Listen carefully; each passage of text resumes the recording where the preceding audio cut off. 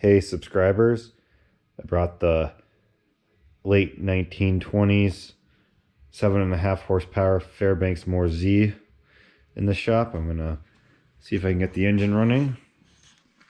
I gotta do a little cast iron crack repair on the water hopper and the side of the head. I don't know if you can see it right here, and there's another crack down here. Right now the hopper is full of ice and leaves, so I'm gonna pull the head off first so the water can drain out and I can remove all the debris inside and go from there. The engine is currently stuck.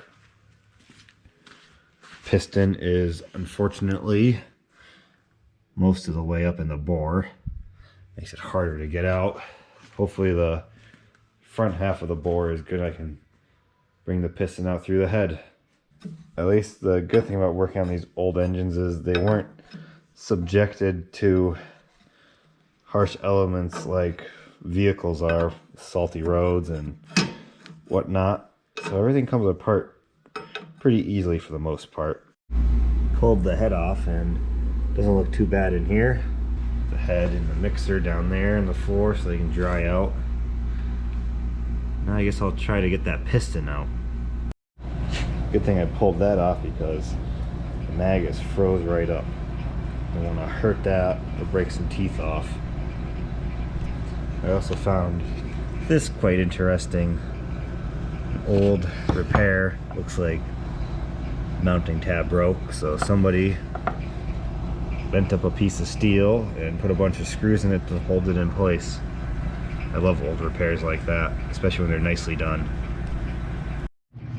I pulled off the cam gear and governor assembly. Seized up as well, so actually the cam seems to move it. I think it's the governor that's frozen, but I don't want to break anything.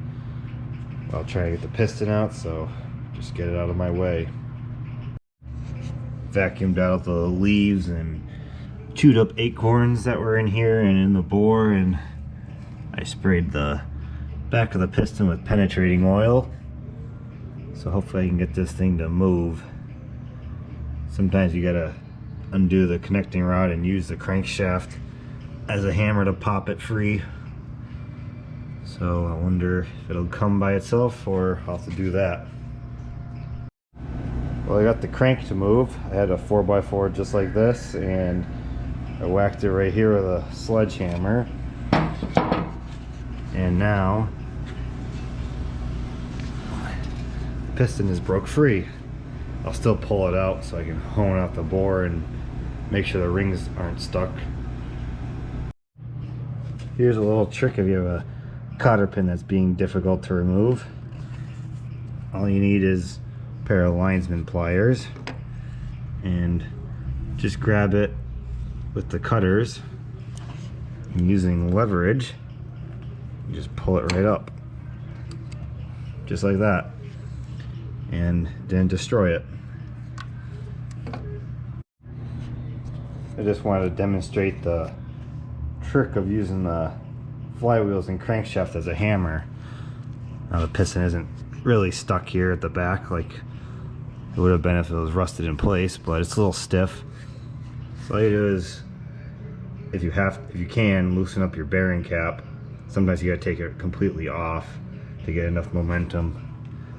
But all you do is just rock it gently and it'll pop it free. Going to hone this end of the cylinder just to get the carbon out so I can slide the piston out. Just need a hone that fits on the drill, and while honing it's always a good idea to spray some penetrating oil on it just to keep it lubricated, and it'll flush out the debris from the stones.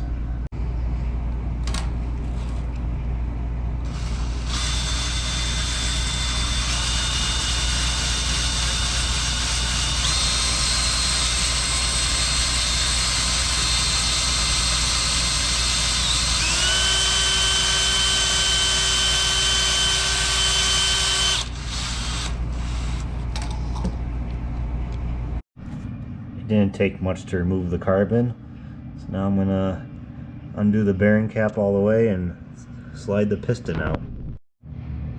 I bolted the cap back on so I didn't lose its orientation, and I didn't want to misplace the shims that are in there. So it all stays together. It'll slide right out with the connecting rod and everything through the bore. Piston is most of the way out, and looking at the rings, they look to be nice and thick still, so they're not worn down. They all move, so they're not stuck. Just spray them up a little bit of oil and they'll be just fine. No need to take the rings out of the piston, which is a good thing. I don't want to risk breaking them. Now that the piston's out, I'll hone the bore up. Got the bore all honed out and it cleaned up quite well. There's some pits in the bottom, but nothing too major. Those rings will glide right over them. Fill in with carbon. That's how the 1020 Titan is in one cylinder. It was pretty pitted, but the carbon filled it in and compression came back. Now if you notice, the end of the bore has this chamfer on it. Well, that's a built-in ring compressor. This gets cleaned up with some sandpaper and just slide the piston in, and I'll automatically compress the piston rings to slide them into place. When I took the piston out, it's in this orientation, as you can see, because the grease cup is facing up. Now, so cleaning it, I noticed there's a hole there, and that hole is supposed to allow oil from the drip oiler, which screws on right there, to get to the wrist pin. So the connecting rod was installed upside down. Now I don't know if somebody had this apart ahead of me, or this was a factory error back in the late 20s, early 30s. But at any rate, I'm going to correct it. So now I got to pull this wrist pin out and flip the connecting rod over. Luckily, the connecting rod bushing does not seem to be in too bad a shape.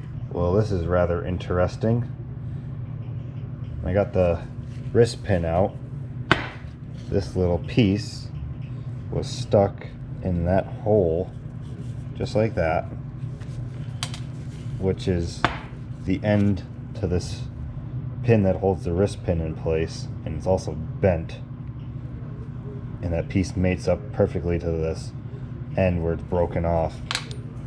Also, the wrist pin is discolored, so I'm wondering if it got hot and seized to the connecting rod, and then this holder bolt failed. Also, the end of this wrist pin is chewed up where this was probably gouging against it. So I'll have to make a new one of these on the lathe. Shouldn't be too difficult. I'm glad I'm fixing this problem while I got it apart. Also, there was a nail through here instead of a cotter pin, so I have no idea what the heck happened here. Started making a new wrist pin retaining bolt on the lathe. Also a good time for a drink. I made up the new wrist pin retaining bolt. Came out pretty nice. Should work just fine. I had a couple issues with the wrist pin bushing. First off, you take it and slide it and spin it inside here. If it spun, the oil hole would no longer line up. So I staked it in place with a prick punch. And then the second issue was the wrist pin would not slide through here. I think it was because it was beating around inside here, it swelled up.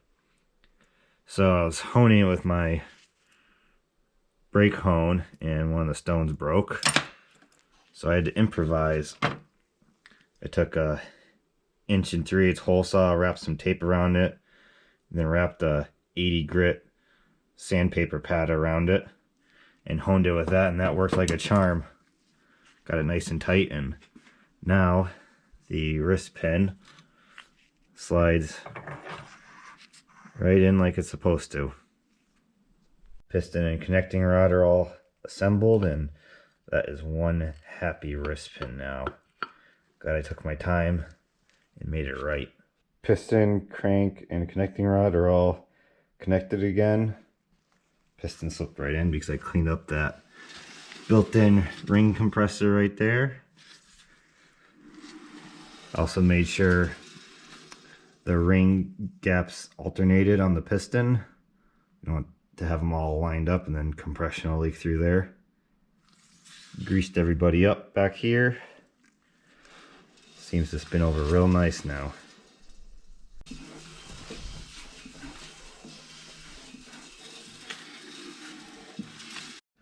Took the governor assembly all apart because the governor drive gear is frozen up. I don't think it's the cam gear because that rocks a little bit. Cam follower is nice and free. So I think it's just that gear. I just gotta tap that out with a brass hammer and clean it up and I think it'll be just fine. The governor drive gear is removed. A little bit of corrosion on it. It'll take nothing to clean up. Then I'll just reassemble it. Cam gear and governor assembly are back on the engine. I used the exhaust push rod to time the engine. I think I got it pretty close. Now I'm going to disassemble the mag and see why it's seized up. Yikes, it's pretty fungused up inside. I hope it's not shot. It's never a good sign when there's a bunch of baby poop inside your mag. Look how fungused up those points are. I think this mag is toast. It's pretty bad. All the bearings are shot.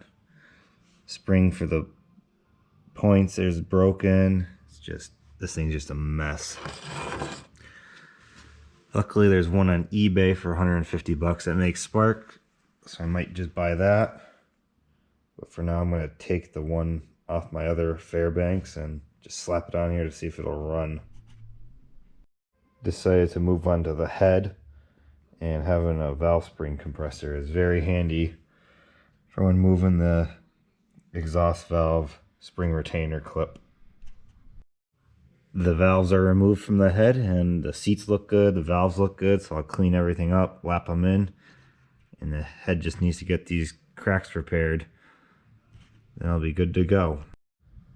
The head is all prepped for crack repair now, so I'm gonna do that and see how it comes out.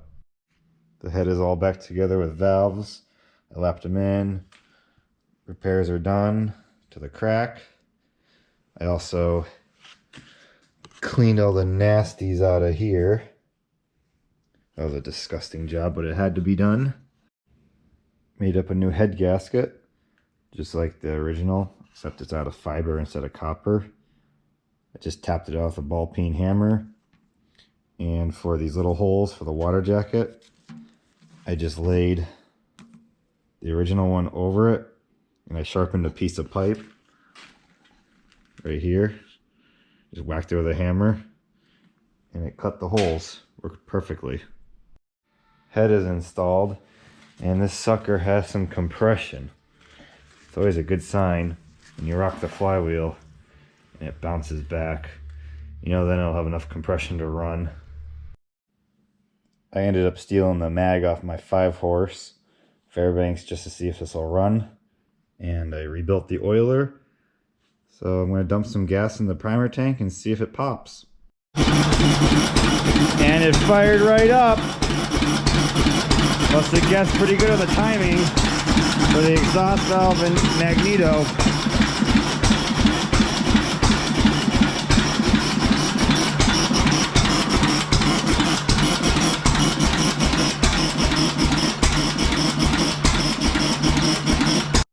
Repaired the crack in the hopper.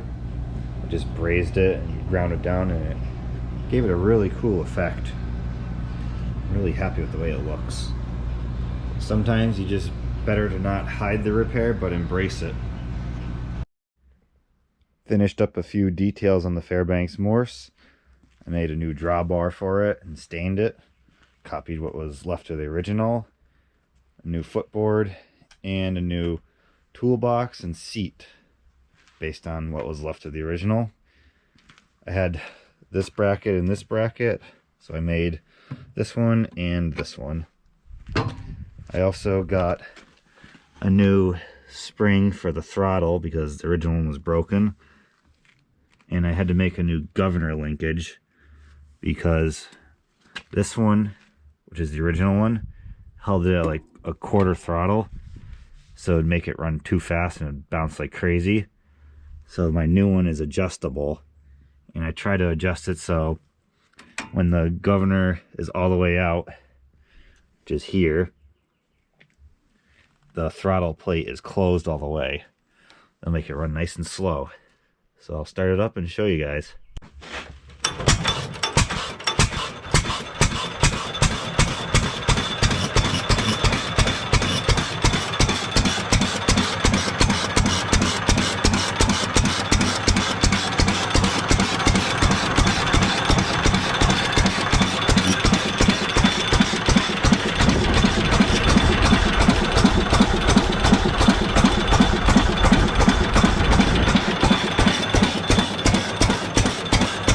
So the only thing left to do to it now is replace the gas tank, which I'll order one up this week, and this thing is show ready. I'm really happy with the way it runs. So if you like this video, be sure to like and subscribe down below, and I'll catch you later.